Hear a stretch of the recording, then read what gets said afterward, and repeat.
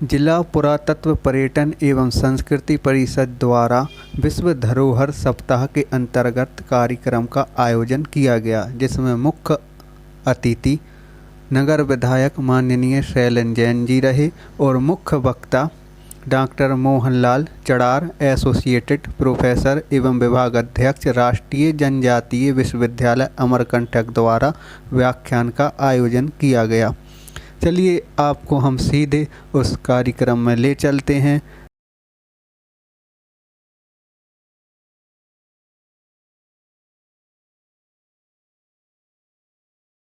पूरा वार्ड हो जहाँ महिला विद्यालय की स्थापना यमुना ताई के द्वारा की गई थी। गोविंद पंत खेर, जिनका राजनीतिक, आर्थिक, सामाजिक योगदान पूरे सागर के लिए है, उन पर आधारित एक संगोष्ठी का आयोजन भी शाम को इसी सभागार में किया गया है। आप पुनः उसमें सादर आमंत्रित हैं। आज जहां पुरातात्विक दृष्टि के महत्व को हम समझेंगे, वहीं पुरातत्व और पर्यटन के क्षेत्र में योगदान देने वाले विभिन्न सम्मानीय व्यक्तियों का सम्मान और प्रमाण पत्र भी वितरित किए जाएंगे। मां सरस्वती के समक्ष दीप प्रज्वलित कर भारतीय परंपरा का हमने निर्वहन करते हुए, सनातन परंपरा का निर्वहन करते हुए आज का यह उद्घाटन सत्र। अब कार्यक्रम को आगे बढ़ाते हुए मंचासीन अतिथियों के स्वागत के क्रम को हम यहाँ प्रारंभ करना चाहेंगे।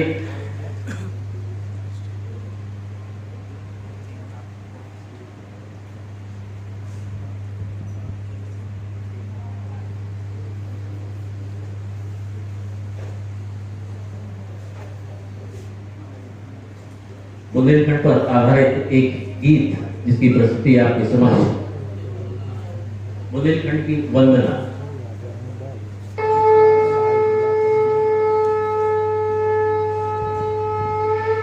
ये बुंदेलखंड है,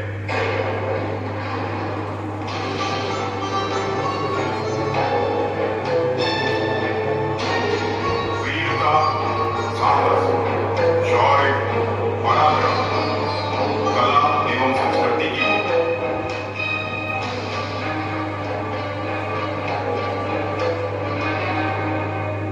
चित्रकूट और छाया करेंजरो नाओ तीत्र पंकज राओ जहां कीर्ति झुकी झूमी है। जमुन पहुंच सिंध बेतवा धसान केन्या मंदाकिनी पयशुनी प्रेम पाए झूमी है। पश्चिम नरसिंह राव चंपतरा छत्रसाल नाना हर दौर भाव चाव चिया झूमी है। अमर अनंतनीय असुर निकंदनीय मदनीय विश्व में बुंदेलखंड भूमि है। वंदनीय विश्व में बुंदेलखंड भूमि है।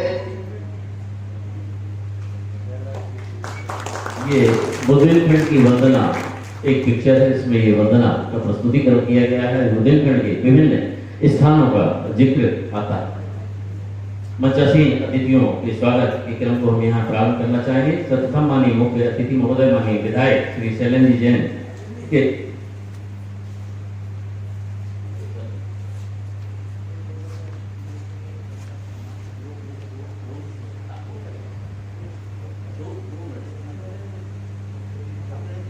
मैं जमानी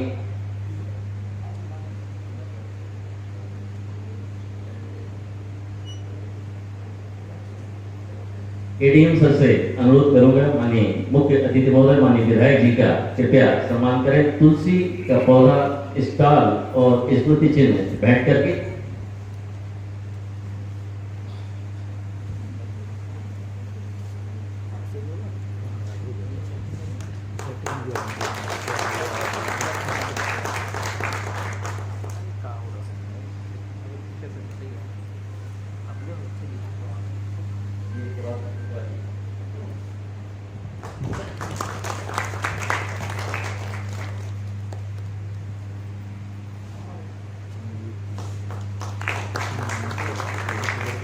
बहुत धन्यवाद। मैं श्री नवीन Singh ji Thakur ji deputy collector sir से अनुरोध करूंगा सम्मानीय सागर के वरिष्ठ श्री सुखदेव तिवारी जी का कृपया तुलसी के पौधे से सम्मान करें।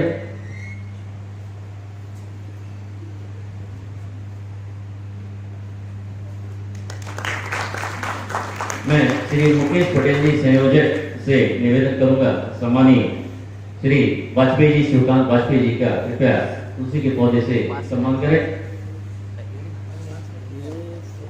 मैं श्री मनीष माहौर जी प्रोग्राम कोऑर्डिनेटर से अनुरोध करूंगा सम्मानीय डॉक्टर मोहन लाल जी चढ़ार जी का कृपया तुलसी के पौधे से स्वागत करें।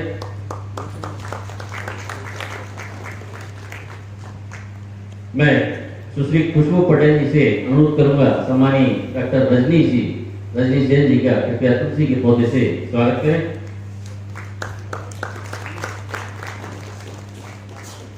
रजनीश जी का योगदान बहुत है, उनका वक्तव्य भी है काम को। मैं खुशबू पटेल जी से ही अनुरोध करूंगा सम्मानीय पिंपलापुर मैडम डॉक्टर नीलिमा पिंपलापुर जी का कृपया तुलसी के पौधे से सम्मान करें। मैं श्री जलद जैन जी से अनुरोध करूंगा सम्मानीय श्री अनिरुद्ध पिपलापुरे जी का कृपया तुलसी के पौधे से सम्मान करें। सम्मान के इस क्रम और प्रोग्राम देते हुए मैं आज के कार्यक्रम की रूपरेखा और स्वागत उद्बोधन के लिए सम्मान के साथ आमंत्रित करना चाहूंगा अपर कलेक्टर सर, जिनकी रुचि पूरी पुरातत्व में और उनके प्रयासों से ही ये पूरे आयोजन हो रहे हैं। एक बार चाहेंगे कि डॉक्टर श्री रूपेश उपाध्याय जी की कत्तल ध्वनि हो जाए और उसके बाद हम आमंत्रित करेंगे रूपरेखा और स्वागत उद्बोधन के लिए। सम्मानीय उपाध्याय सर।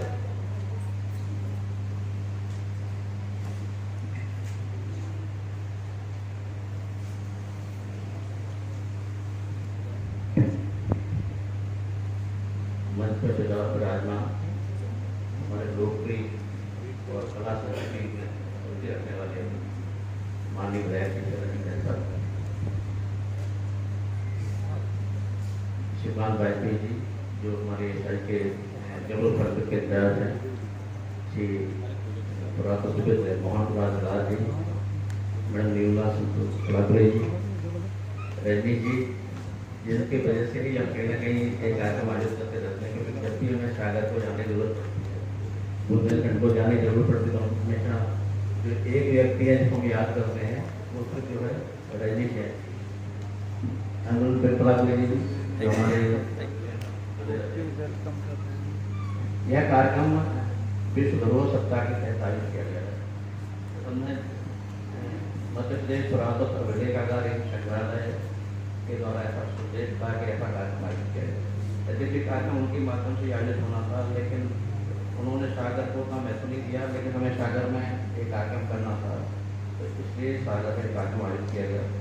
इस धरोहर सप्ताह के दौरान हमें तमाम चीज़ें ऐसी करनी थी जो सागर में देखने को नहीं मिल रही थी।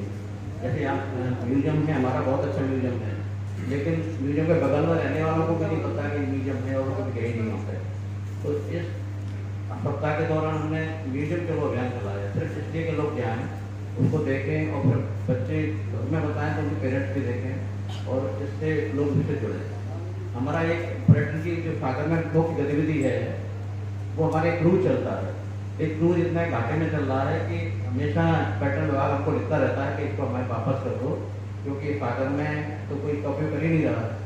तो बच्चों को क्रूज में भी हमने भेजा, जिससे वो अपने घर में जाके बता पाएँ कि एक ऐसी अच्छी एक सेवा है, एक अच्छा एक आकर्षण है क्रूज का, वहाँ लोगों को जाना चाहिए। इसके अलावा पुरातत्व और सांस्कृतिक गतिविधियों से जुड़े हुए लोगों को प्राय कई बार बहुत हो जाते हैं। जैसे हमारे यहाँ जो आदमी धर्मोनी में तैनात है या गढ़पैरा पर तैनात है या राहत उनके किले में तैनात है, ऐसे व्यक्तियों को कभी वोट याद ही नहीं कर पाते। उन्हें कितने स्ट्रगल के साथ, जैसे भी धर्मोनी में काफ़ी लोगों को सेंटर करना पड़ता है, जब यहाँ पे कुछ था राहत में रोज ही लगे हो जाते हैं, लोग कुछ भी गतिविधियाँ करना चाहते हैं, जब एएसआई का स्टाफ उनको रोकता है तो कुछ न कुछ झगड़े होते रहते हैं।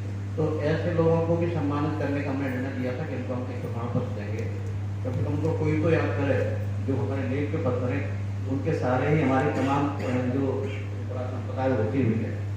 इसके अलावा सागर के एरन तो एक ख्यातिप्राप्त स्मारक है ही और उस पर रिसर्च वगैरह हुआ है, लेकिन लोग बहुत सामान्य जानकारी इसके बारे में रखते हैं।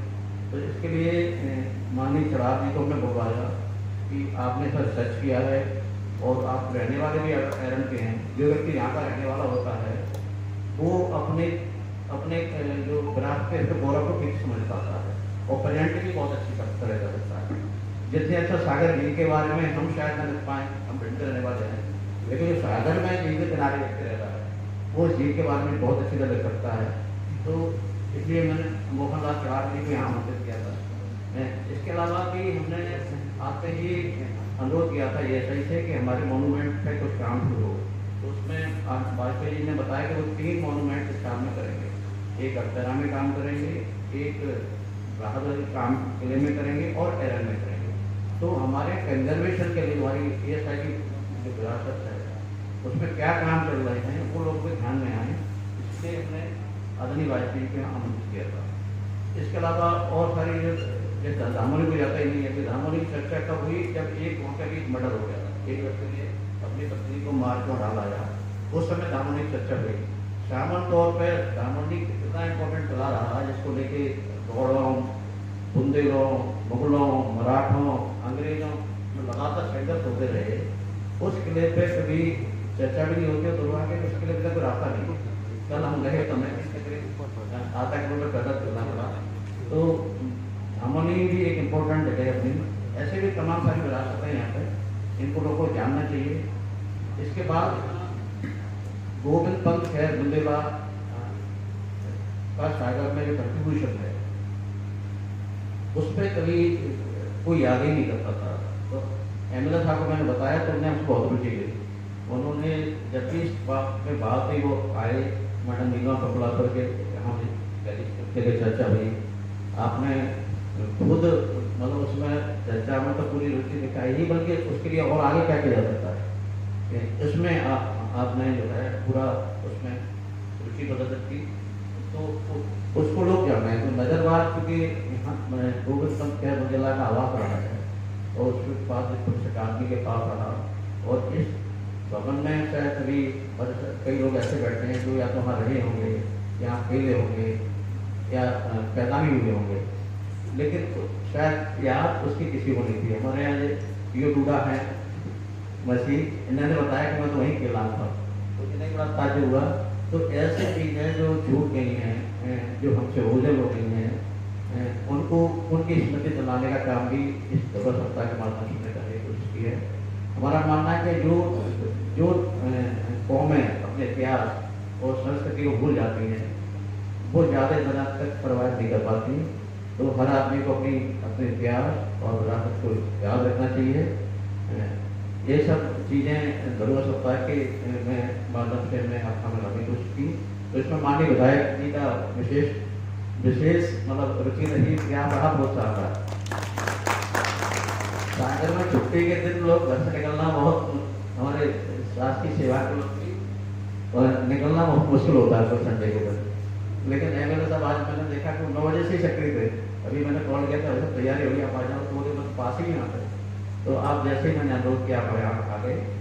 आज इस कार्यक्रम में पहले सत्र में तो माननीय तिवारी जी का एक उद्बोधन है और फिर MLA साहब हमें मार्गदर्शन देंगे। उसके बाद वो प्रेजेंटेशन है एरन को लेके है वो आप देखेंगे। और शाम को हम मराठा कालीन बुंदेलखंड की बात करेंगे और उसमें तमाम ऐसे विषय हैं। वो सागर को बनते और विकसित होने का एक दौर रहा है, उस दौर पर बात होगी। और जो भी लोग अपने इतिहास को जानना और समझना चाहते हैं और ये जानना चाहते हैं कि शहर एक ऐसे अस्तित्व में आया, तो वो जरूर आज शाम को आए। जो लोग यहाँ आए हैं वो तो आए ही, ऐसे और दूसरे लोगों को भी लेके आए जो आज यहाँ नहीं आ पाए।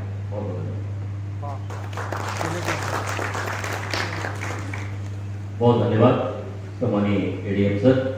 और अब मैं सम्मान के साथ सागर के हमारे आदरणीय वरिष्ठ नागरिक जिन्होंने हम सब लोगों के लिए सिखाया, सचिव सरस्वती वाचनालय आप लोगों में से जानते होंगे। बच्चों से विशेष आग्रह करना चाहूँगा वहाँ जाए करें, बहुत अच्छी चीजें आपको वहां पे मिलेंगी। सचिव सरस्वती वाचनालय के आदरणीय श्री सुखदेव तिवारी जी जो नजरबाग की स्मृतियों के बारे में हम सबके लिए बताएंगे, मैं उन्हें सादर आमंत्रित करना चाहता हूं। सम्मानीय सुखदेव तिवारी जी।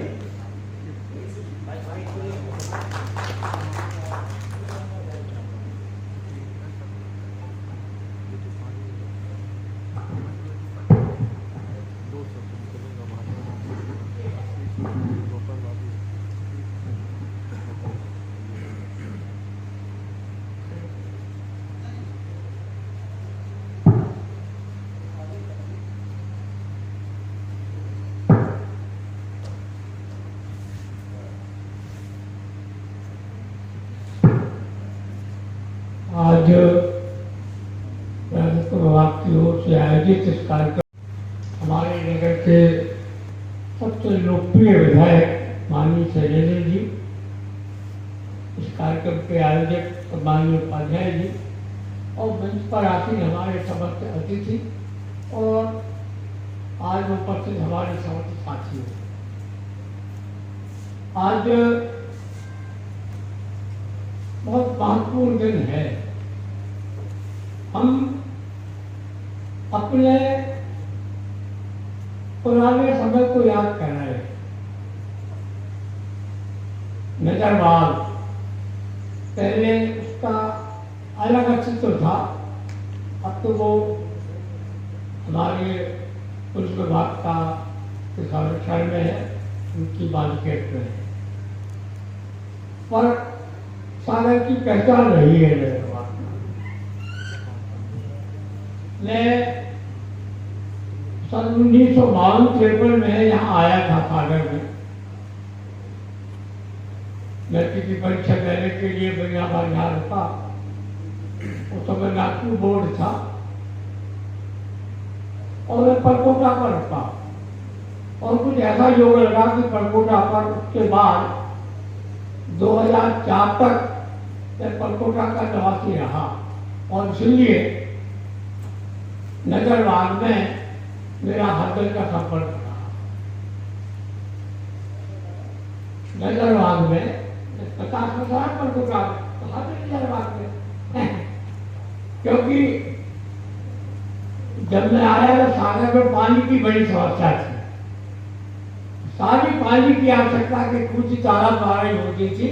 पीने का पानी आदमी भोजन लेता था, बाकी सारा विस्तार तालाब से होता था। केले के बाजू वाले हिस्से से पूरे नगर के आदमी दाल संभालने के लिए पानी ले जाते, इसे पानी का उपयोग करते। एक और भी की स्मृतियों में मैं जब आया 50-60 के दशक में, तब इस समय तालाब में इतने आदमी नहाते थे, मोटरसाइकिल से लेकर के चक्रा घाट तक तैरते थे। अब तो एक आदमी नहीं उठता होता है, आदमी नहाते ही नहीं। उस समय एक आम आदमी 10 बजे 11 बजे आ जाओ तो पूरे तालाब में आदमी नहाते रहे, तैरते नहीं। मोटरसाइकिल थे और चक्रा घाट। यहाँ किले का एक ढाना बना था सामने तालाब में, तो हम लोग वहाँ तैर के परकोटा से वो ढाने तक जाते थे और वहाँ से लौटा। एक स्प्रिंग झूला बना था नहाने का, बहुत अच्छा लगता है। और नजरबाग का सौंदर्य भी अपने आप में बहुत महत्वपूर्ण था। सागर कई मायनों में सागर है। जब मैं यहाँ आया उस समय सीपीएम द्वारा पुराना मध्य प्रदेश था, उसमें 3 स्टेट थे, छत्तीसगढ़, महाकौशल और विदर्भ। विदर्भ के 8 जिले थे और यहाँ से सरकारी कर्मचारियों के ट्रांसफर सीधे विदर्भ में ही होते थे। अमरावती, अकोला, यवतमाल, बुलढाना, भंडारा, तांदा, वर्धा। वर्धा तो मैं रहा भी हूँ बहुत समय। तो मराठा का जो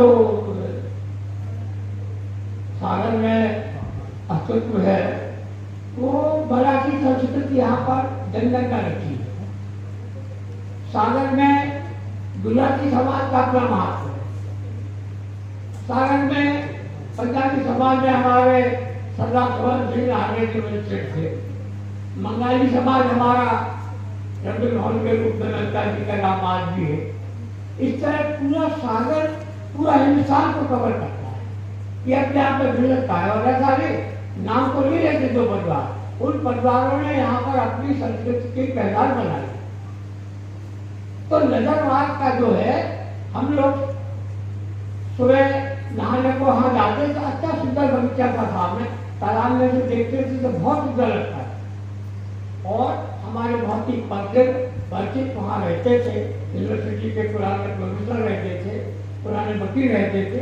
और मैं तो उनसे शिक्षक रहा हूँ, मिलिट्री स्कूल, पटना का गवर्नमेंट हाई स्कूल, इन तीनों स्कूलों में रहा हूँ। इसलिए यह सबसे परिचय था, सब आगे सब घरों में जानकारी थी, बहुत अच्छा लगता था। अच्छी कलाकारी थी, बड़ा सुंदर बना था, पहचान थी। तालाब में देखो तो नजरवाद दिखता था कि हाँ सबके पसंद हो जाती। ये पुरानी संस्कृति, अब तो स्थिति बदल गई है और खत्म हो गया है। और वो क्या सारा संसार परिवर्तन में है और सब कुछ बदल गया है। हम तो बहुत पुरानी बातें कह रहे हैं, पर आज भी नजरवाद अपने आप में महत्वपूर्ण है, सागर की पहचान है। और अब तो पुलिस के हाथ में है, तो उसका संरक्षण और अच्छे ढंग से होना चाहिए। वहाँ फिर से एक बार जो पुराना रूप था, नजरवाद की सबसे बड़ी विशेषता यह है कि सागर का सबसे प्राचीन स्थान तो है ही है, महत्वपूर्ण स्थान है। सन 1932 में जब गांधी जी आए तो उनको ठहरने के लिए कहाँ जगह मिली? नजरवाद में रखते। गांधी जी जब आए सागर तो नजरवाद में, उस समय तो उनके जो पर्चे छपे थे वो हमने संग्रहित करके बातें रख दिए हैं। गांधी जी का प्रोग्राम, गांधी जी का आना सब हमारे पास है। तो गांधी जी यहाँ नजरबाग में रुके और उनका शहरबाग में कार्यक्रम हुआ। ये था महात्मा नजरबाग। नजरबाग में गांधी जी ये जो अपना परिसर है, हमारे हिमाचल में है। और हिंदुस्तान के जितने बड़े साहित्यकार हैं, हमने सबको पिछले 25 वर्षों का बुलाया है। महादेवी वर्मा आई थी, तो महादेवी वर्मा का कार्यक्रम हम एक वहाँ नहीं कर सकते, उनको परेशानी थी, उम्र ज़्यादा हो चुकी थी और उस समय हमारे यहाँ वगैरह गई थी, तो हमने ये हाथ को दिया। यही उनको हम लाए थे। महादेवी जी थी, 733 पुत्र से देव गाना भाई थे, सब थे, भगवती से उस समय यहाँ पर अच्छा कार्यक्रम हो। जब कोई ऐसा कार्यक्रम हमारे सामने आता था वासेगा लाइब्रेरी, तो हम वहाँ नहीं कर सकते थे, तो हम इसी को प्रेफर करते। हमें सुप्रीम कोर्ट के जस्टिस वर्मा जी को बुलाया सागर गौर साहब के ऊपर भाषण देने के लिए, तो भी अपने घर बात करने के साथ इसी साल को चला, यही उन्होंने बात किया और बहुत अच्छा था। अभी पिछले 2 वर्ष पहले हमने 100 वर्ष के ऊपर वाचना जी की एक फिल्म बनाई थी, आद्या। क्योंकि वाचना का संबंध यहाँ से है, शहर से ज़्यादा, तो हमने परमिशन लेकर के यहाँ के लिए उसमें अच्छे से दिए। 1 घंटे की 50 मिनट की फिल्म है और उसमें बहुत जानकारी। तो आज जब मुझको कहा गया कि यहाँ आना है, अब तो मैंने कहीं जाना छोड़ दिया है, बोलना भी छोड़ दिया है। मेरी उम्र 90 वर्ष की हो चुकी है और ज़्यादा परेशानी भी होती है बोलने में।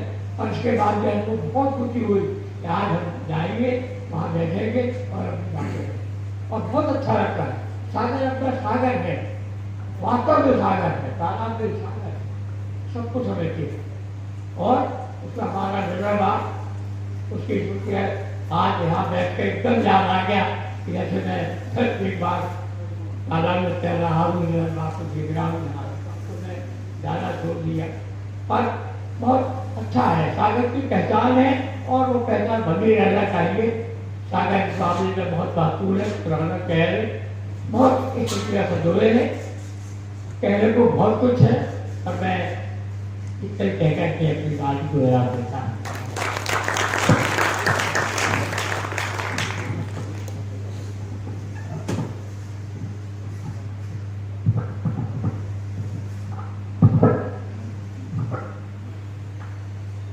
दादा सुखदेव तिवारी जी, बहुत बहुत आभार आपका, जो आपने अपनी स्मृतियों को, बल्कि हम तो चाहेंगे कि उन्हें आप लिपिबद्ध कराएं, जिसमें आगे की पीढ़ियां भी उन चीज़ों से परिचित हो सके जो हम लोगों को आज आपने बताई। इसी क्रम में मैं बहुत ही आदर के साथ सागर के स्वरूप को बिल्कुल बदलने में, चाहे वो सड़कों की बात हो, चाहे वो पेयजल की बात हो, चाहे स्वास्थ्य की बात हो, चाहे शिक्षा की बात हो, और चाहे पुरातत्व की बात हो, सब क्षेत्रों में अग्रणी भूमिका निभाने वाले हमारे माननीय विधायक श्री शैलेंद्र जैन को मैं सादर आपकी तालियों के साथ यहाँ उद्बोधन के लिए आमंत्रित करना चाहता हूँ। माननीय विधायक श्री शैलेंद्र जैन।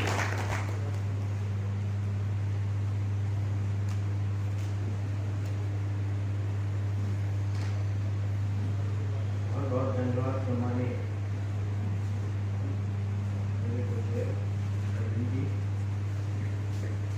बोलिए भारत माता की जय, भारत माता की जय, वंदे वंदे। बड़ा सौभाग्य है मेरा कि इतने महत्वपूर्ण आयोजन में मुझे आप सबके बीच में उपस्थित होने का अवसर मिला है। मंच पर जिनकी रुचि और जिनके विशेष प्रयासों से ये कार्यक्रम थोड़ा व्यवस्थित और आप सबकी उपस्थिति योग हुआ है, ऐसे सागर के सम्मानीय एडीएम महोदय मान्यवर रुपेश उपाध्याय जी, मैं आपको स्मरण कराना चाहता हूँ, या जिन लोगों को नहीं स्मरण होगा उनको बताना चाहता हूँ कि जहाँ जहाँ भी सम्मानीय रुपेश जी रहे हैं, वहाँ के पुरातत्व महत्व के जितने भी स्मारक हैं, स्थल हैं, उनके बारे में अध्ययन करके और उनको लिपिबद्ध करके उनको पुस्तक के रूप में उन्होंने पुस्तक के रूप में संकलित करके उसका प्रिंटिंग करा के, और ये बहुत बड़ा योगदान उन्होंने हर क्षेत्र के लिए दिया है।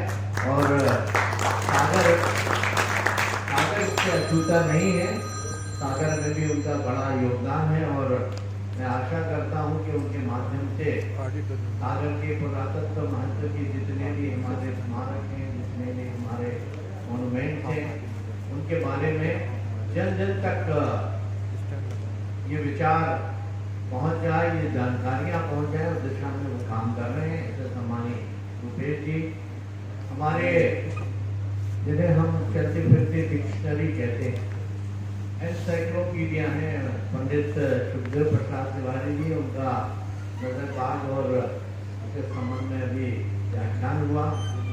हमारे बीच में जो मुख्य वक्ता के रूप में आर्कियोलॉजिकल सर्वे ऑफ इंडिया से पधारे हैं ऐसे सम्मानीय शिवकांत वाजपेयी जी, मैं उनको बहुत बहुत धन्यवाद देना चाहता हूँ कि एरन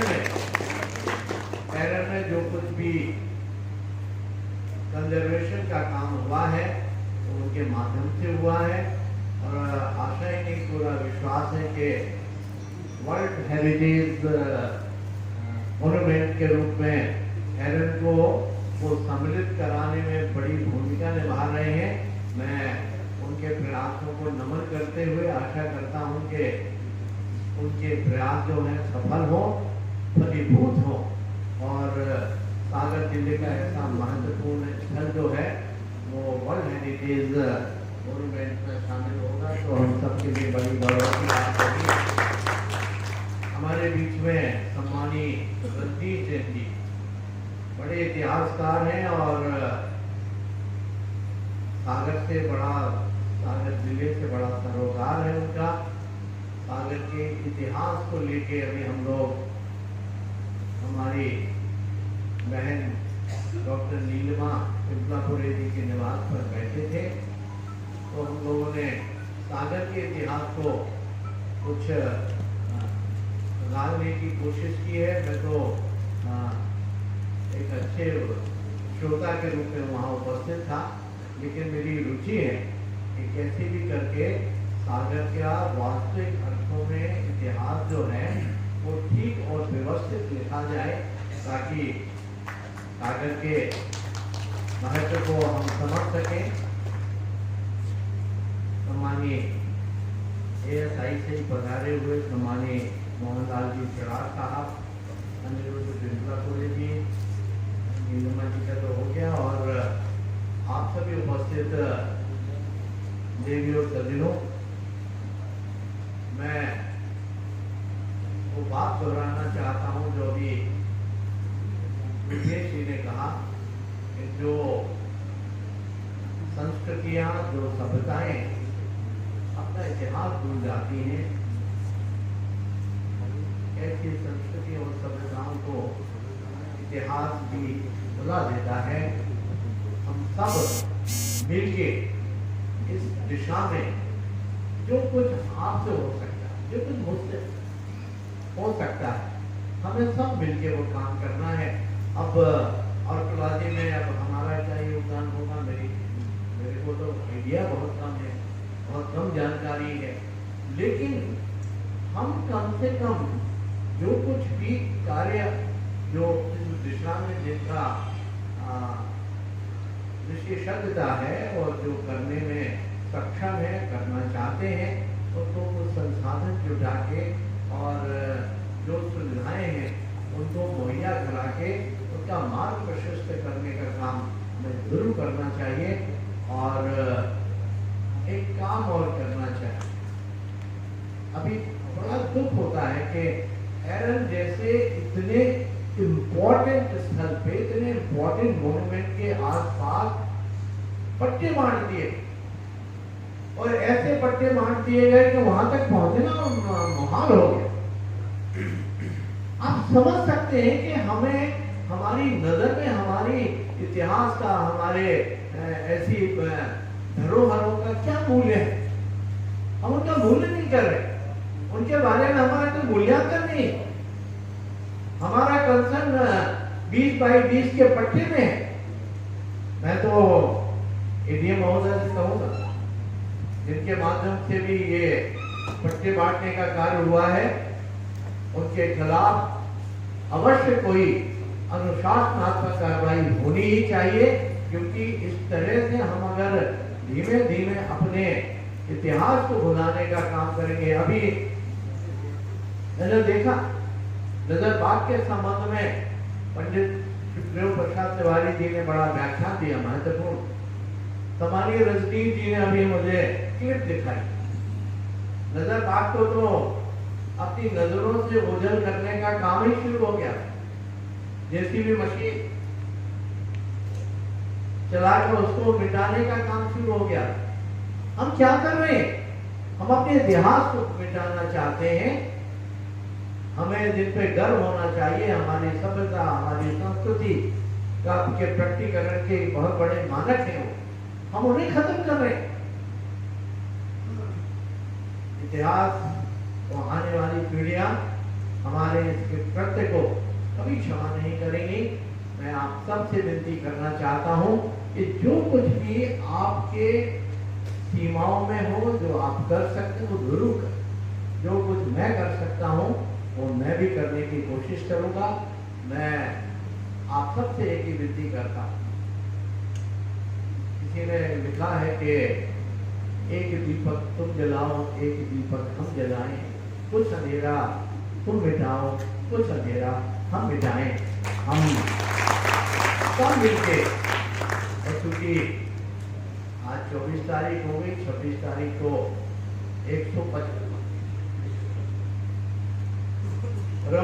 श्रद्धेय डॉक्टर हरि सिंह गौर साहब का 155वां जन्म दिवस, जन्म जयंती हम सब मनाने जा रहे हैं। और उन्होंने तो इस पूरे के पूरे बुंदेलखंड के अज्ञानता के अंधकार को दूर करने की दिशा में एक ऐसा बहुत बड़ा कार्य किया है, जिसका मुझे लगता है कि उनके बराबर का जो योगदान है, वो योगदान हिंदुस्तान तो ठीक है, दुनिया में भी कहीं किसी स्थान पे देखने को, सुनने को मिलता नहीं है। हम सब मिलके डॉक्टर गौर साहब वास्तव अर्थों में वो भारत रत्न ही, अब उन्हें उस रत्न से कब एक्नॉलेज किया जाएगा, ये भारत शासन के विवेक पे है। हम सब भारत शासन का ध्यान जो है इस ओर आकर्षित करेंगे। ये डॉक्टर साहब का जो योगदान है, अकेले विश्वविद्यालय बना दिया ये योगदान नहीं है। आप कभी पढ़ेंगे समझेंगे तो आपको ध्यान में आएगा इतना महत्वपूर्ण योगदान है उनका नारी शक्ति के सम्मान के लिए। नारी शक्ति को उस जमाने में जो महिला एडवोकेट होती थी उन्हें होती ही नहीं थी, उन्हें वकालत करने का अधिकार ही नहीं था। ये जान के हमारे बहुत सारे अधिवक्ता मित्र अचंभित हो जाएंगे, वो कर नहीं सकते थे वकालत। वो उन्होंने उन महिलाओं को वकालत का अधिकार दिलाने के लिए पैरवी की। उस समय हमारे यहाँ सुप्रीम कोर्ट नहीं होता था, तो अपेक्स कोर्ट था लंदन में, यहाँ जाके वहां जाके ये तमाम कार्य उन्होंने किए हैं। हम सब मिलके उनको भारत रत्न के रूप में उनके मान सम्मान को प्रतिष्ठित करने का कार्य करने की दिशा में दैनिक भास्कर पत्र समूह द्वारा कल यानी कि 25 तारीख को सुबह 7 बजे 6.5 किलोमीटर लंबी माला जो तीन से शुरू होके और विश्वविद्यालय परिसर तक जाएगी। हम भी अपनी मानव श्रृंखला बना के उस दिशा में अपना योगदान दें, यही विनती आपसे करता हूँ। 26 तारीख के कार्यक्रमों में 26 तारीख सिर्फ हमारे लिए महज एक छुट्टी ना बन जाए। 26 तारीख को हम पूरे शहर के लोग सड़कों पे दिखाई देने चाहिए। डॉक्टर गौर साहब के द्वारा किए गए कार्यों के प्रति एक हमें धन्यवाद का भाव का प्रकटीकरण हम सबके माध्यम से हो, यही वक्तव्य और यही प्रार्थना करते हुए अपने बात को समाप्त करता हूँ। मुझे चूंकि अन्य कार्यक्रम में जाना है। अभी रुपेश जी कह रहे थे कि आमतौर पे शायद इतवार को हम लोग बाहर नहीं निकलते होंगे, हम लोग घर मुश्किल में जाते। ये आ गया है हमारा टिफिन, अभी सर्किट हाउस में ही बैठक करेंगे, वहीं भोजन करेंगे, वहीं से किसी कार्यक्रम में चले जाएंगे। इतवार जब सबके लिए सुविधा का दिन होता है, सब कार्यक्रम इतवार भी करना चाहते हैं, तो हम जनप्रतिनिधियों के लिए एकदम क्या होता है कि इमरजेंसी लगी होती है। हम अपना निजी कुछ काम संडे को बंद नहीं कर सकते भाई लोग, तो हम लोग संडे को तो एकदम बंधुआ मजदूर जैसे काम करते हैं। तो संडे हमारे लिए कोई नई चीज नहीं है। इतवार का दिन हम मान के चलते हैं कि सुबह जाएंगे तो लेट नाइट ही घर पहुंचेंगे। लेकिन ये आयोजन, मैं इसके लिए आयोजकों को धन्यवाद देता हूँ। और सिर्फ वर्ष में एक बार याद कर लेने से ये काम नहीं बनेगा। हम सब मिलके कहीं न कहीं किसी न किसी स्मारक पे कुछ काम करें। जैसे फॉर एग्जाम्पल सागर का तालाब अपने मूल स्वरूप की ओर लगभग आने को है। मैं ये नहीं कह रहा हूँ कि बिल्कुल सब ठीक कर लिया मैंने, लेकिन उस दिशा में एक सार्थक कोशिश हुई है और वो कोशिश दिखाई दे रही है। हम सब मिलके ये संकल्प जरूर लेंगे कि हम लाखा बंजारा जी की धरोहर, हमारे पुरखों की धरोहर को हम कम से कम अपनी ओर से गंदा करने का कोई भी प्रयास ना करें। और अगर ये प्रयास होते दिखें तो इतना साहस हमारे अंदर हो कि हम उसको टोक सकें। ये फिर डस्टबिन ना बन जाए, ये हमारे लिए एक गौरव का प्रतीक बन जाए। इसलिए प्रत्येक सोमवार को गंगा आरती, अब लोगों ने जिनके पास और कुछ नहीं होता है तो आलोचना कर लीजिए, उन्होंने कहा गंगा जी कहाँ आ गई यहाँ। अरे गंगा जी दिमाग में रखो भाई, हर जन आपको गंगा दिखाई देगा। इस तर्ज पे यहाँ हम प्रत्येक सोमवार को गंगा आरती करते हैं। सैकड़ों की तादाद में लोग आपके और उसमें सम्मिलित होते हैं। अभी आपको अवसर मिले तो आप भी आइए। बहुत बहुत धन्यवाद। भारत माता की जय।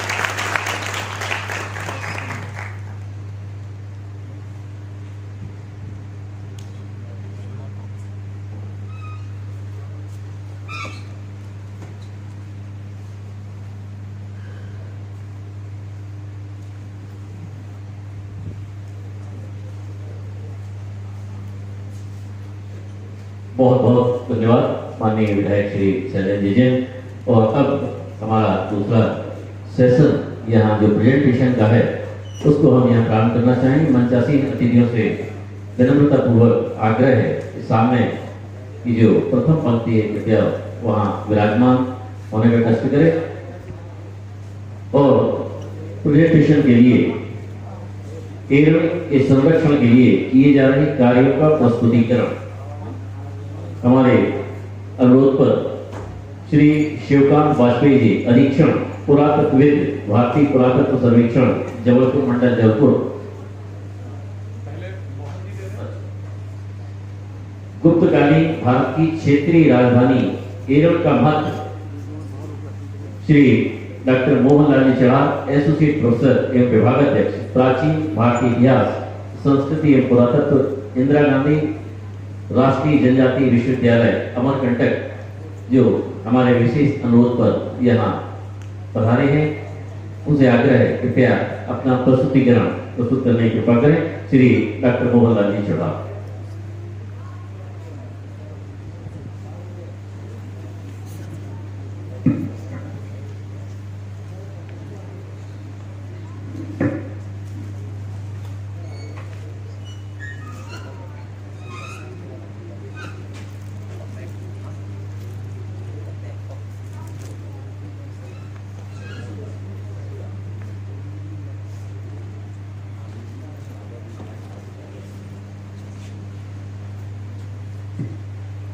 आप सभी को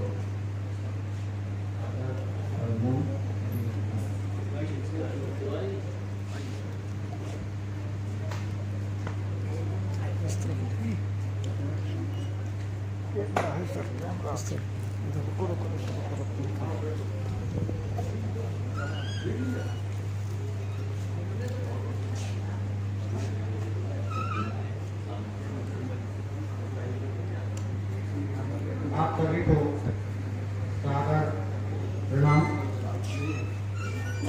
आज जिला पुरातत्व संघ के द्वारा ये कार्यक्रम आयोजित किया गया और आज इस कार्यक्रम में पधारे सम्माननीय तिवारी जी, भारतीय पुरातत्व सर्वेक्षण विभाग से पधारे डॉक्टर शिवकांत वाजपेयी सर, जैन साहब एंकरिंग कर रहे हैं, जैन साहब वो, और इनटेक के कार्य में संलग्न हमारे रजनीश जैन साहब, और इस कार्यक्रम के संयोजक सम्माननीय रूपेश उपाध्याय। एक हर्ष का विषय है, एक प्रसन्नता का विषय है कि आपने इतना अच्छा सागर में कार्यक्रम किया और आप कर रहे हैं। जितने दिन से यहाँ आए हैं ऐसी जानकारी हमको मिली। और दूसरा प्रसन्नता का विषय यहाँ है कि बहुत सारे बच्चे आए हैं। बच्चे भविष्य की नींव होते हैं। इनको वास्तव में पुरातत्व की जानकारी और पुरातत्व का संरक्षण कैसे किया जाता है, इनको दिखाना, बताना, सुनाना काफी अच्छा है। ये भविष्य है पुरातत्व के साथ। और आज वो सब आए हैं यहाँ जो वास्तविक संरक्षण का काम कर रहे हैं, डॉक्टर शिवकांत वाजपेयी जी और उनकी टीम, जो वास्तव में केरल के विषय में यहाँ के समाचार पत्रों में यहाँ के लोग चर्चा करते रहते हैं। ऐसा होना चाहिए, वर्ल्ड हेरिटेज साइट बनना चाहिए। उसके प्रयास में लगे जो सम्माननीय विद्वान जन हमारे बीच में हैं, उनका हम स्वागत भी करते हैं, आभार व्यक्त करते हैं, क्योंकि जन्म हमारा ईरान में हुआ है। इसलिए ईरान से हमारा विशेष लगाव है। काम तो सभी के पास रहते हैं, हमारे पास भी थे, शायद किसी के पास नहीं रहता है, मगर जब ईरान की बात आती है तो हम लाख काम छोड़ के आए।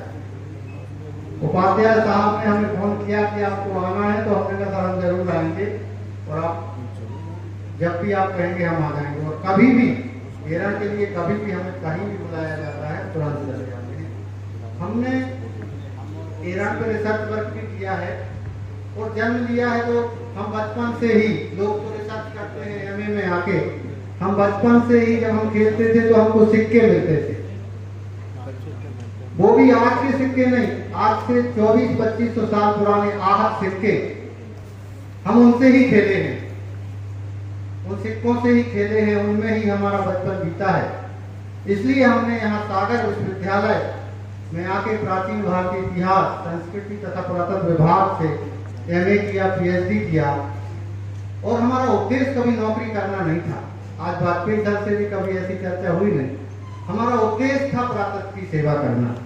कोई हमसे पूछता था कि आपको क्या करना है, तो हम ये कहते थे हमें पुरातत्व की सेवा करना है।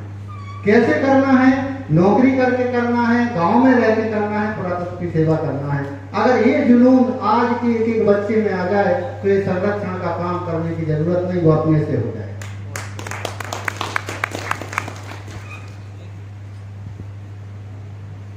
गौर साहब के प्रति तो हम नतमस्तक हैं, उनके ऋणी हैं।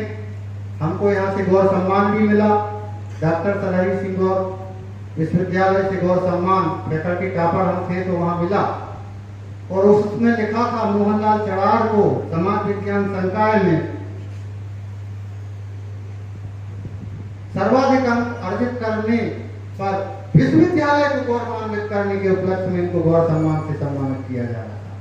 हमने उस दिन सोच लिया था हमारी पढ़ाई का उद्देश्य आज पूरा हो गया, अगर हम थोड़ा सा गौरव उस विश्वविद्यालय को पहुंचा पाए जहां गौर साहब ने पूरी संपत्ति दान कर दी। तो सिर्फ हमारा उद्देश्य तब से पुरातत्व की सेवा है। थोड़ा सा हमने समय, हमें वाजपेयी सर का भी वक्तव्य है, तो हम जो है ना आपको मध्य प्रदेश के अनेक नगरों में सांस्कृतिक विकास हुआ है।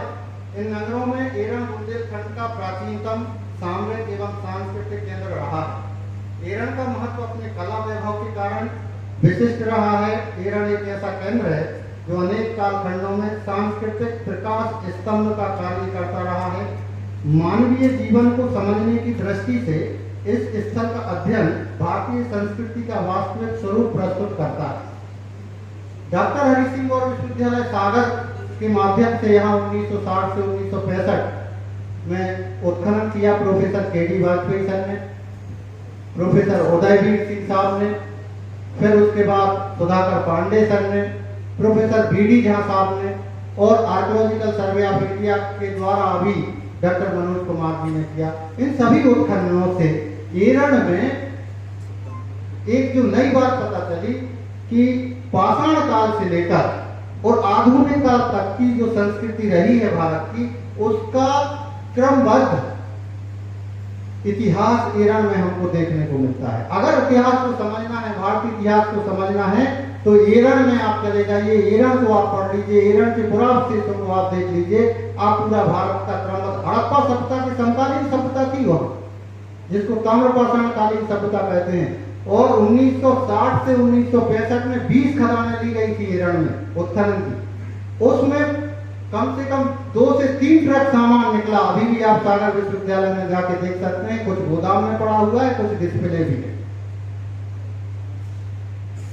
उसमें मानव के रहन सहन से लेके, पहनावे से लेके, ऑर्नामेंट से लेके, आभूषणों से लेके सभी ऐसी चीजें हैं जो दुर्लभ हैं। लगता है कि आज हम पिछड़ गए हैं, पहले हम विकसित हुआ करते थे, दिमाग से भी और संस्कारों से भी।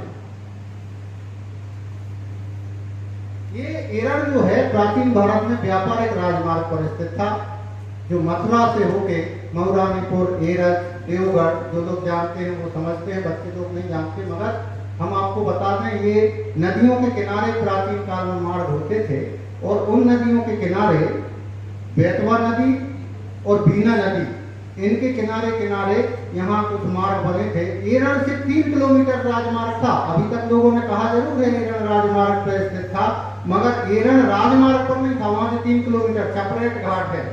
हो सकता है वाजपेयी सर गए हों कभी या जैन साहब गए हों, सेपरेट घाट से निकलता था वहां। देवगढ़ से होते हुए छपरे घाट होते हुए ये मंडी बामोरा, उदयपुर, विदिशा होते हुए उज्जैन को जाता था।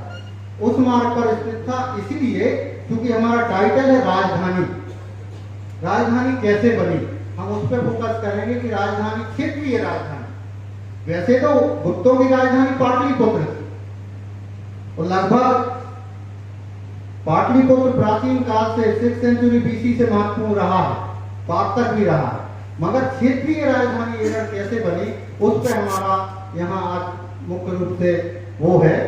तो यहाँ टकसाल थी। टकसाल हम इसलिए कह रहे हैं मौर्यकालीन पीरियड में कि यहाँ हर टीले पे हर साल हजारों की संख्या में आहत सिक्के मिलते हैं सर, हजारों की संख्या में। और वहां से लोग बेचते हैं गांव के हर घर में।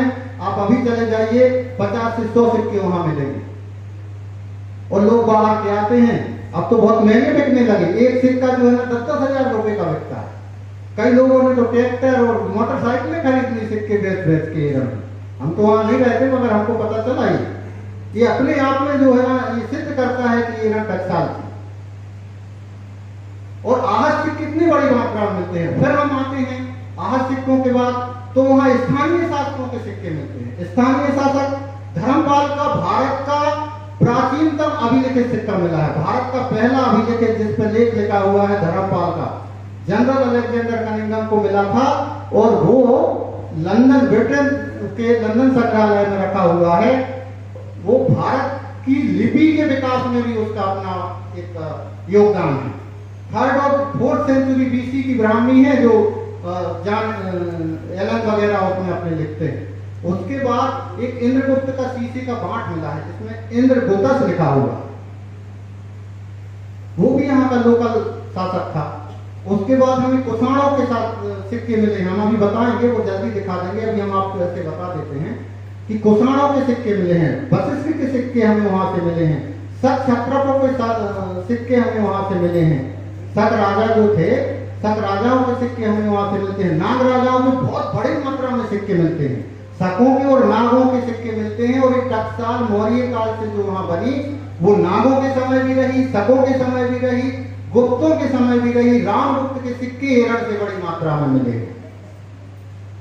रामगुप्त के सिक्के पूरे भारत में विदिशा और एरन से ही मिले हैं। उसका महाराजा धीराज रामगुप्त ऐतिहासिकता सिद्ध एरन से ही हुई है।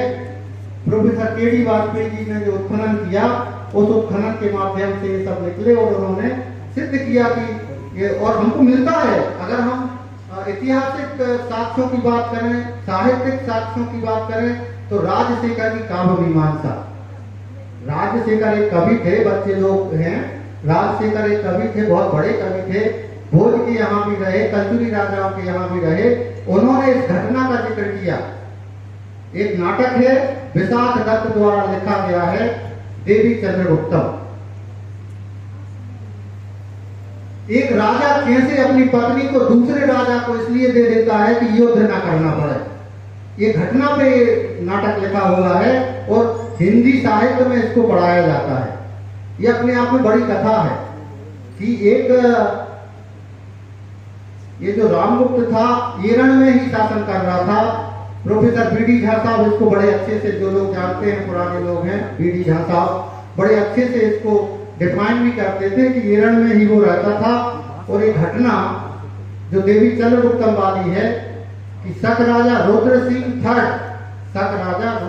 थर्ड उसने अटैक किया रामगुप्त पर एरन के पर जब वो वहां शासन कर रहा था।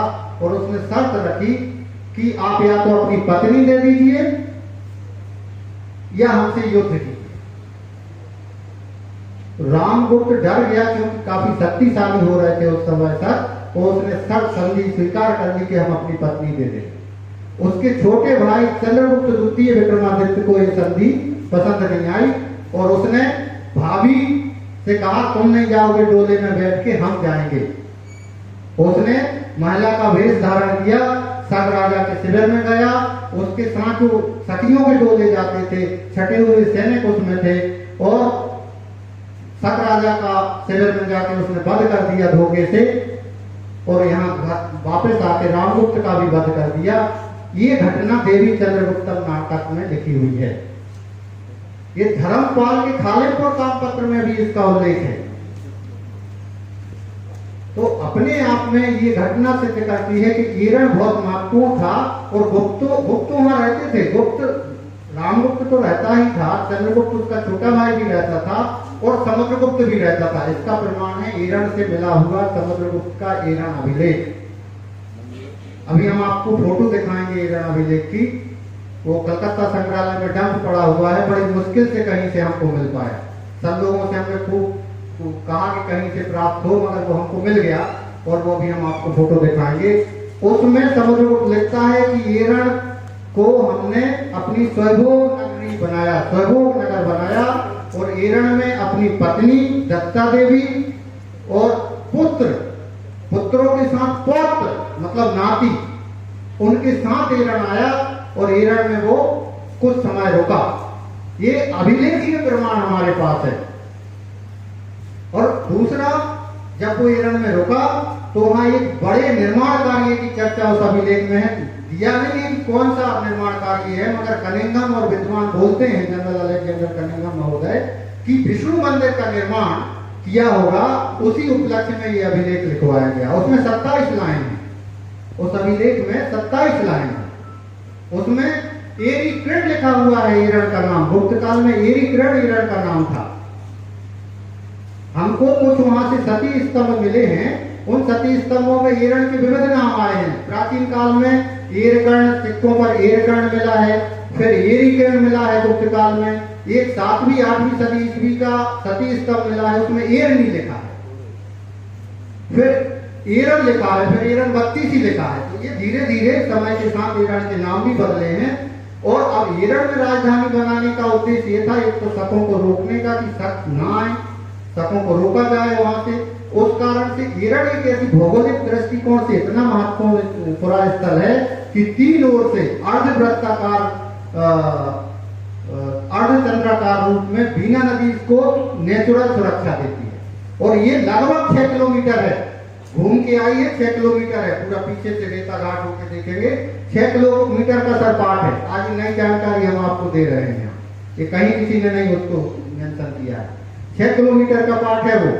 और 4000 साल पुरानी सुरक्षा व्यवस्था देखिए। किले तो आज आप अभी के देखते हैं धामोनी, और ये तो बहुत बात के हैं।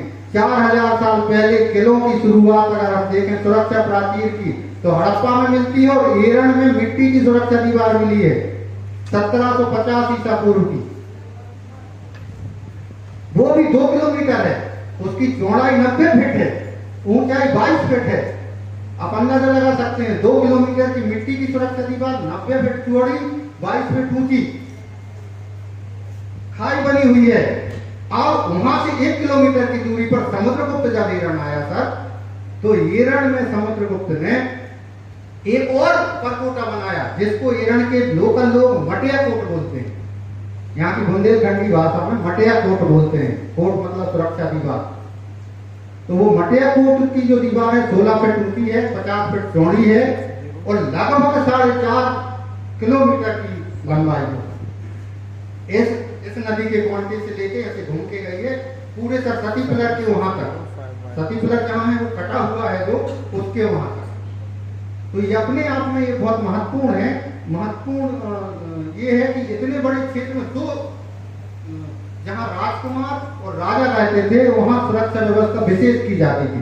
उसमें 6 चौकियां बनाई गई, 6 चौकियां भी बनी हैं जहां सैनिक रुकते थे। वो अभी भी हैं, जगह है वहां देखा जा सकता है। हमारे साथ अगर चलेंगे तो हम बताएंगे कि ये चौकियां हैं उनकी। तो ये सब चीज जो एविडेंस ये दिखाई दे रहे हैं। और अभिलेखों में समुद्रगुप्त के अभिलेख में एरीकर्ण प्रदेश उल्लेख है। एरीकर्ण प्रदेश मतलब प्रदेश कहा गया है उसको, एरीकर्ण प्रदेश कहा गया है। और एक सील मिली है ईरान से, लक्ष्मी उसमें बनी हुई है, गज लक्ष्मी, उसमें लिखा है एरीकर्ण गौमिक विषयाधिकरणस्य।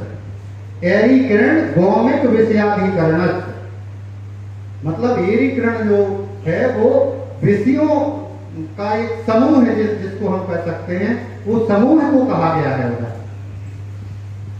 तो ये अपने आप में बड़ी चीज है कि वहां ये भुक्ति, गुप्त काल में उसको भुक्ति कहा जाता था।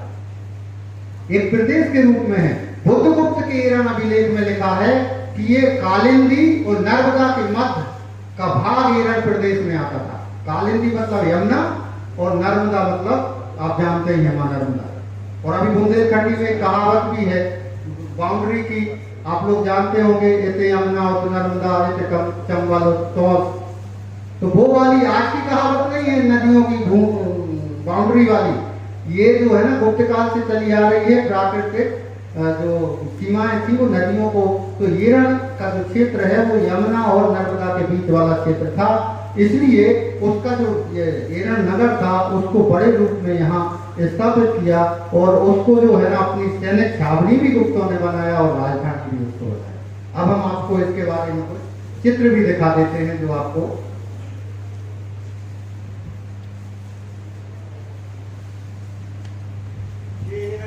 है। ईरान कायका नौका टोली ये उसके समकालीन संस्कृतियां हैं। ये ईरान है सागर डिस्ट्रिक्ट में उसका मैप में। ये बीना नदी है। इसकी चौड़ाई अगर हम देखें तो 200 फीट है। हम तो छोटे थे तो पैर के पार कर जाते थे।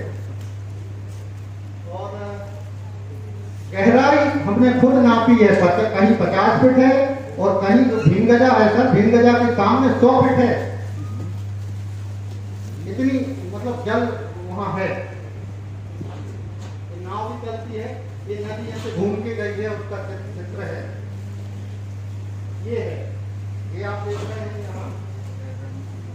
यहाँ से लेके ऐसे घूम के बीचों बीच ये जो गोल रथ बना है, यहाँ बस्ती अभी बस रही है, उस पीछे भी है। वैसे घूम के नदी तीन ओर से आती है, यहाँ पर दीवार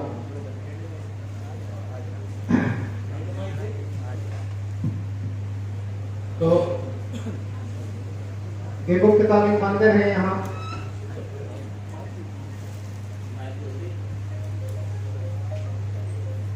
नदी वैष्णवी की सहायक है। ये तो आप देख रहे हैं, ये 4000 साल पुरानी सुरक्षा दीवार है ताम्रपाषाण काल की।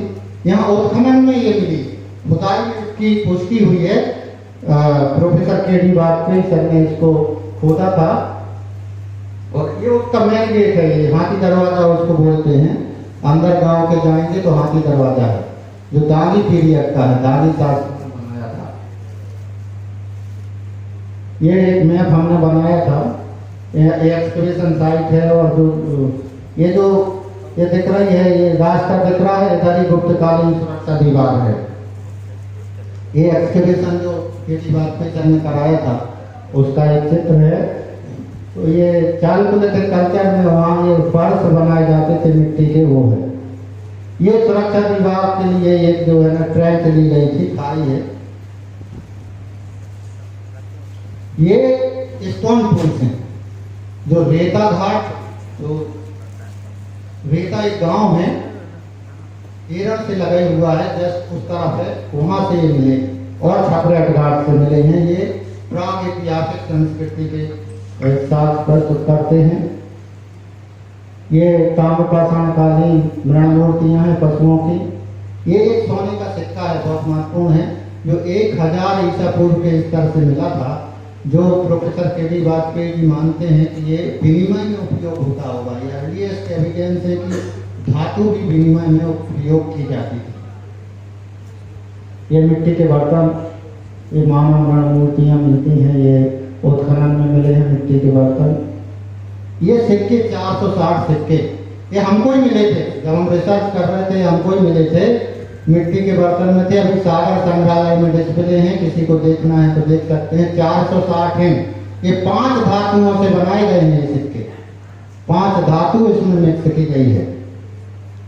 हमने चेक कराया था उसको। और इसमें एक तरफ 5 चिन्ह हैं, पृष्ठभाग में 1 या 2 चिन्ह बनाए गए हैं। इनमें कुछ सिक्कों में छेद भी मिलते हैं, हो सकता है आभूषण के रूप में लोग उस समय पहनते हैं। ये ईरान नाम लिखा हुआ है सिक्कों पर, वो सिक्के हैं। कुछ धर्मपाल का एक नाम लिखा हुआ है, वो सिक्का है। ये इंद्रगुप्त का जो हम नाम बता रहे थे वो सील मिली है, जिस पे इंद्रगुप्त लिखा है। ये कुषाण तापर कॉइन्स हैं। वाजपेयी सर जानते हैं कि कुषाण और वशिष्ठ के कॉइन्स हैं ये, उसमें वशिष्ठ का नाम भी मिलता है। ये सक्षत्रप शासकों की वहाँ टकसाल थी। ये सिक्के ढालने के सांचे हैं, सिक्के ढालते थे वो सांचे सागर विश्वविद्यालय के म्यूजियम में आप देख सकते हैं। ये सब शासकों के सिक्के हैं। रुद्र सिंह कीर्तिये, इस पर लिखा हुआ है रुद्र सिंह कीर्तिये। ये सिक्के जो है कंटेम्प्रेरी है रामगुप्त का, जो हम बात जिक्र कर रहे थे, जो राजा ने संधि के लिए जो भेजा था पत्र, उसी के सिक्के हैं। और बड़ी मात्रा में वहां से सिक्के मिलते हैं, नदी में भी मिलते हैं और टीलों पर भी। ये सील है, ये एक सील हमको मिली थी जिसमें लिखा है महादंडनायक बट्टी गल्लस। प्रोफेसर आलोक श्रोत्रिय जी हमारे गुरु हैं, उनने इसको पढ़ा था और इसको पब्लिश भी हम लोगों ने कराया है। महादंडनायक होते हैं न्यायाधीश। गुप्त काल में न्यायाधीश को बोला जाता था महादंडनायक। कुछ लोग सेनापति भी बोलते हैं कि सेनापति भी होते थे, मगर वो न्याय से संबंधित व्यक्ति थे। और दो सेननंदी एक मिला है, एक गुप्त काल की सील और एक मिली है ये, तो दो सीलें हमें वहां से मिलती हैं। मतलब ये राजधानी क्षेत्र कहने के लिए पर्याप्त है कि वहां इतने बड़े बड़े अधिकारी रहते थे। ये गजलक्ष्मी की मोहर है जिसमें ये किरण गोमित विषयाधिकरण से लिखा हुआ है। ये रामगुप्त की दुर्जनपुर ईरान से लगभग 50-55 किलोमीटर एक गांव है दुर्जनपुर। 3 तीर्थंकर की प्रतिमाएं मिली है, जैन तीर्थंकर। उसमें पुष्पदंत हैं, पदम बिंदु हैं और उसमें जो है ना ये महाराजा धीराज रामगुप्त का उल्लेख है। ये ईरान का चित्र है। ये जब आर्कियोलॉजिकल सर्वे ऑफ इंडिया के अंडर में नहीं था तब का है। अभी वाजपेयी सर्वे और दिखाएंगे। इसके बाद PSI में आया कब का है ये चित्र। फिर बाद में ये अभी 2003 में ये कार्य हुआ तब का है। ये जब कंजर्वेशन नहीं हुआ था उसके पहले का है। वाजपेयी सर ने जब कंजर्वेशन किया तब उसके बाद ये ऐसे दिखने लगा। ये प्रतिमा है गरुड़ की, तो गरुड़ फ्लर के ऊपर एक प्रतिमा है। और इसके जो हेयर स्टाइल हैं, हेयर स्टाइल से पता चल जाता है कि ये गुप्त काल की प्रतिमा है। बच्चे लोग ध्यान देंगे, देखो अगर ऐसी हेयर स्टाइल की कोई प्रतिमा मिलती है मतलब वो गुप्त काल की है, आज से 1500-1600 साल पहले की। ये जब टूटा पड़ा था उस समय का है इनका। ये कंजर्वेशन के बाद का, ये अभी का है लेटेस्ट। ये लेटेस्ट प्रतिमा है जो अभी कंजर्वेशन के बाद हुई। कितनी सुंदर प्रतिमा ये 12 की प्रतिमा। ये कंजर्वेशन के पहले की, ये वाजपेयी सर ने हमको भेजी थी। वही प्रतिमा है कंजर्वेशन के पहले की और बाद की।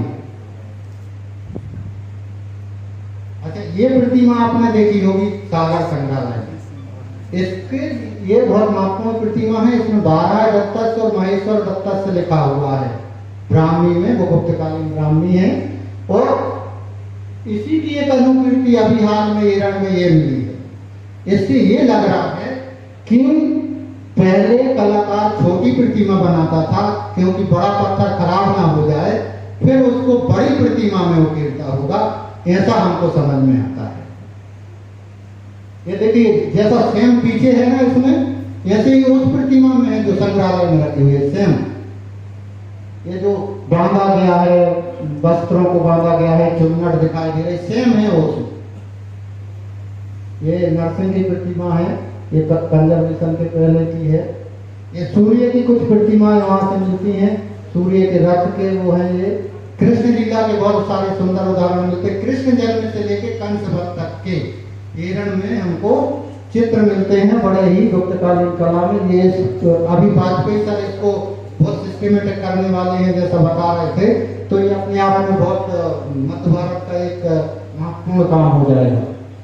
ये कृष्ण जन्म से पूर्व भगवान विष्णु की आराधना करते हुए उनके माता पिता, ये कृष्ण ये अश्विनी कुमार हैं, जो अश्वमुख वाले वहाँ बैठे हुए हैं। अब इनकी कहानी है, लंबी हो जाएगी, हम चित्र दिखा देते हैं। ये कृष्ण जन्म का है। इसमें आप देखिए, यहाँ इस चित्र में, फर्स्ट वाले चित्र में बच्चे को लिए उनके पिताजी हैं, वो जो द्वारपाल हैं वो सोते हुए दिखाए गए हैं। वहाँ सोते हुए दिखा रहे हैं, वो बच्चे को लेके वहाँ निकल रहे हैं। फिर आप दूसरे तीसरे चौथे चित्र में देखिए, वहाँ से कन्या ले रहे हैं और कृष्ण को दे रहे हैं, वो वाला दृश्य है। ये फिर वहाँ जन्मोत्सव की है। ये तृणावत राक्षस को मारकर कृष्ण आंधी के रूप में जो राक्षस आता है उसका है। ये पूतना वध है और सकट मोचन वध का एक दृश्य है जो ये रण में है। ये यमला अर्जुन वृक्ष की जो कथानक है, नारद ने जो श्राप दे दी थी वो है। ये नाग, कालिया नाग दृश्य है, कालिया नाग का दृश्य है, मारते हुए दिखाया गया है। और पेड़ पे कृष्ण है, देखिए एक पेड़ बना है, वो यमुना में कूदते हुए है, फिर वहां उसको मारते हुए उसको कंधे पर बैठा के बाहर निकलते हुए भी दिखाया गया है। ये कृष्ण को देखो बांसुरी लिए हैं, ये कृष्ण है जो बांसुरी लिए हैं, और ये गाय चराते हुए दिखाया गया है। ये जो है ना, ये दृश्य में कृष्ण देखिए, ये नाग के ऊपर बैठे हुए हैं, तो जो ऊपर आते हैं वो मतलब गुप्त काल में वो कॉन्सेप्ट था जो हम सीरियल में देखते हैं। ये अक्रूर जी वाला है, ये संदीपनी आश्रम का है। ये कृष्ण का राज्याभिषेक है, कृष्ण गोपियों का अंकन है। ये देखिए, ये कृष्णवध कैसे समझ सकते हैं कि ये कृष्णवध है मूर्ति में। जब आप मूर्ति देखेंगे तो ऐसे तो देख के ये बहुत सारे लोग कहे होंगे, मगर कृष्णवध ही है, ये कैसे समझेंगे। इसमें हल देखिए, उसके गले में फंसा हुआ है बलराम का, कंस के गले के पीछे देखेंगे हल फंसा हुआ है, हल से वो खींच रहे हैं, पीछे कृष्ण खड़े हैं, उसकी चोटी पकड़े हुए हैं। यही दृश्य हमको अभी सीरियल में भी दिखाया जाता है। ये कृष्ण बलराम में कंसराज दरबार है। ये बलराम का दृश्य है। ये एक खजुराहो आप लोगों ने देखा है, बहुत फेमस है। गुप्तकालीन कला में भी दर्पण देखती हुई एक जो नारी है वो ये रण में है। मतलब गुप्त काल से ये प्रतिमाएं बनाई जा रही है इस टाइप से। ये बात की प्रतिमाएं हैं। तो ये त्रिविक्रम की प्रतिमा ये वहां से मिलती है, अब तो ये साफ हो गई होंगी, गए नहीं हम काफी दिन से।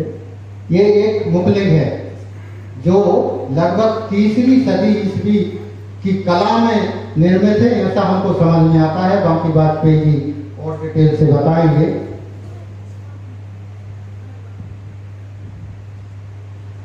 ये गुप्तकालीन शिवलिंग है, नंदी है गुप्तकालीन, ये बाजते हैं। ये संख लिपि है।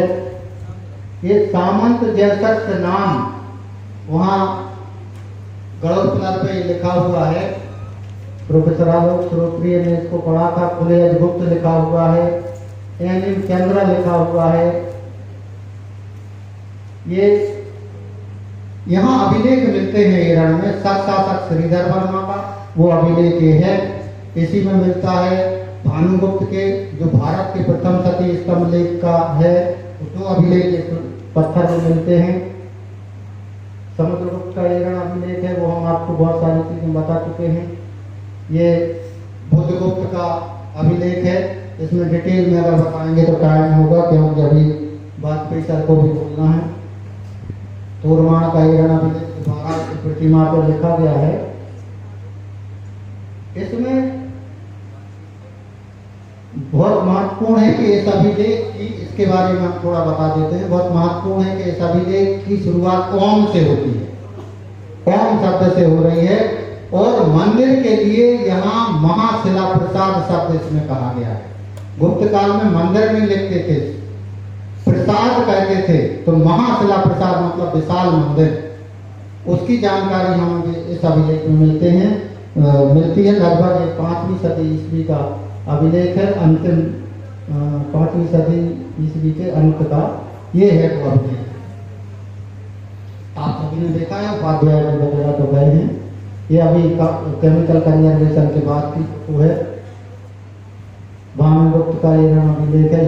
ये वाजपेयी सर ने ही इसको संरक्षित किया, इसको खड़ा किया। नहीं तो ये दुर्दशा ऐसी थी कि यूपीएससी में ये रेगुलर आता था। एक समय हम लोग भी पढ़ते थे तो आते था, भारत का प्रथम सती स्तंभ कहाँ मिलता है, एरन जिला सागर मध्य प्रदेश, खेत में पड़ा हुआ था।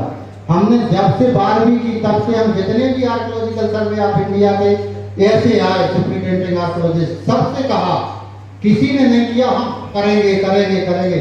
सर से हमने अमरकंटक में पहली बार कहा, उनने पहली बार में ही बोले हम जिस दिन एरन जाएंगे उस दिन वो खड़ा होगा। रात में 12 बजे तक खड़े रहे, उस दिन उसने उनको खड़ा किया। ये अपने आप में बड़ा अचीवमेंट है। पुरातत्व के लिए भी भारतीय पुरातत्व सर्वेक्षण विभाग है और हम सबके लिए, और वाजपेयी जी के लिए, इसके लिए बहुत बहुत आभार। ये देखिए ऐसे पढ़ा था, देख लीजिए ऐसे पढ़ा था और फिर उसको ऐसे किया। इसमें 2 अभिलेख हैं। तो ये पुरातत्व का संरक्षण है, ये वास्तव में पुरातत्व का काम है। ये देखिए ये अब कितना सुंदर, और इसकी पूजा तो शिवलिंग के रूप में भी पहले करते थे, अब तो बंद हो गई है। ये हाथी दरवाजा है, बात का है, गांधी शासकों ने बनाया था। दामोदर का किला रखा है, तब का है, उस समय वहां भी था। और ये महाराजा धीराज सुजीता नॉय का एक अभिलेख है जो हमने पढ़ा है, देवनागरी में है। और इसमें जो है ये 11वीं 12वीं सदी ईस्वी की ये लिपि है, उसमें डेट भी है, 11 को कुछ डेट है उसमें हमने लिखा है। और ये जो है ना 788 का है, संवत 788 का सती फलक, ये बहुत महत्वपूर्ण है। अभी टूटा पड़ा है स्कूल के पास, आप उसको उठवा दें तो और अच्छा रहेगा। इसमें लिखा है 788 संवत मुस्ती पर चैत्र मासे पंचमी तिथि एरनी मुकामस्त सरहद युद्धे भये मां सतर रामो रामस्यो, ये लिखा हुआ है। ये उल्टा लेख इसमें लिखा हुआ है। ये 10 सती फलक हमने खोजे थे एरन से। इसमें यह भी हमने एक अभिलेख पढ़ा था, श्री पंचसेन को कुरान में एरन से, बुंदेलखंडी है, टिपिकल बुंदेलखंडी है। श्री पंचसेन को कुरान में एरन से संवत 1821 की सती की लगन शुद्ध सोमवार को सती नंदी ने वीर के साथ कीरत पाई। श्री पंचसेन को कुरान एरन से खड़ग लगत, मतलब तलवार लगत। अंग्रेजों की राज की जो फौज थी उसमें मरा, मतलब अंग्रेजों ने भी एरन पर अटैक किया, ये प्रमाणित करता है ये अभिलेख साथ। मगर ये ऐसे ही पड़े हुए हैं अभी जगह जगह। अब वाजपेयी सर शुरू किए हैं तो इकट्ठा संग्रहालय बना है, हमारा ऐसा उनसे आग्रह है। ये बहुत सारे अभिलेख वहाँ हैं। ये सिक्के आप देख लीजिए, ये कभी टीआई साहब यहाँ थे, वो मुगलों के सिक्के रखते थे। ये मालवा सल्तनत के सिक्के हैं, मुगल सल्तनत के सिक्के हैं। और लास्ट में आप देख रहे हैं ये ईस्ट इंडिया कंपनी के सिक्के हैं, बंगाल प्रेसिडेंटी के जो है, इसको सीफा फाई इसमें लिखा है, सीफा फाई, ये एरन से मिलते हैं। ये सब सिक्के और पुरावशेष एरन के इसलिए हमने बताया कि ये पाषाण काल से लेके आज तक की जो जानकारी दे रहे हैं, इतिहास की क्रमबद्ध जानकारी, ये अपने आप में बहुत महत्वपूर्ण है भारतीय इतिहास और संस्कृति को समझने के लिए। ये अभी एक साइकिल मिल गई थी, है बाद की, मगर ये बनी हुई एरन की है ये, और ये बड़े अच्छे। तो ये था, है तो बहुत सारा, वो चलता 2-3 घंटे, मगर अब टाइम का मर्यादा है। आप सभी ने ध्यानपूर्वक सुना, बच्चों ने खासकर बहुत ध्यानपूर्वक सुना। आप सभी को बहुत बहुत धन्यवाद। जय हिंद, जय भारत, जय द्वारका।